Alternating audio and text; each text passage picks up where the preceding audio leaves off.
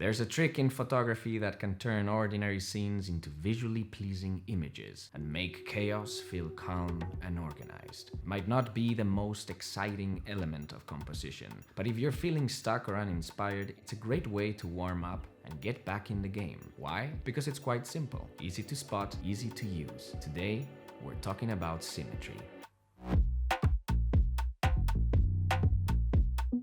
Symmetry is soothing.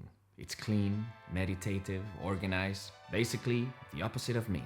I once sliced a pizza so unevenly, it made me question every adult decision I've ever made. Symmetry has been used in religious art and architecture for centuries. It represents balance, unity, and divine perfection, which is probably why symmetrical faces are considered the most attractive, because we're naturally drawn to it. So let's break it down. Here are 4 common types of symmetry. Vertical symmetry is when the right side mirrors the left side. Think buildings, hallways, endless roads, and of course, faces. And then there's horizontal symmetry. This time the top mirrors the bottom. Water reflections are the obvious go, that classic shot of mountains mirrored in a still lake.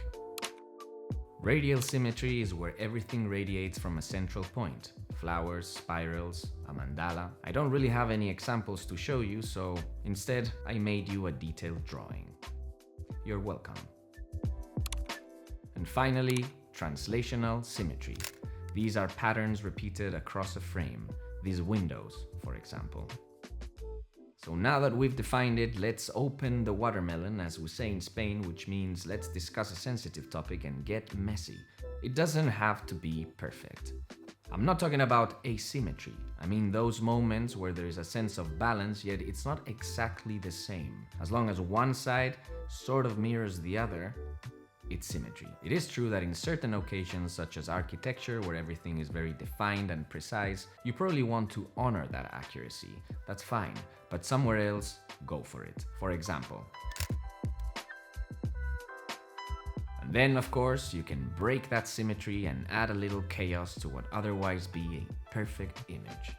For example, this shot I took of a herd of sheep. I had more symmetrical versions, like this one, where the brown sheep divides 2 separate groups.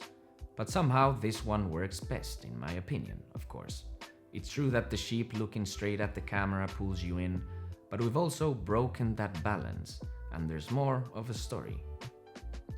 Finding a line at the center of your composition, whether it's horizontal or vertical, real or imagined, will help you see that symmetry. In this image, I've used a pole in the desert to create that balance. Or this one from a boat. Or even this gap and 2 people standing dividing these 2 groups of people. Also, if it's slightly off-centered, it's okay. There's still that feeling of balance. So that's it for today, short and painless. This is one of the easiest composition techniques to apply, but it's quite powerful. Just loosen up your definition of it, don't be perfect, get messy, and you'll find something interesting. See you later, Egg Face.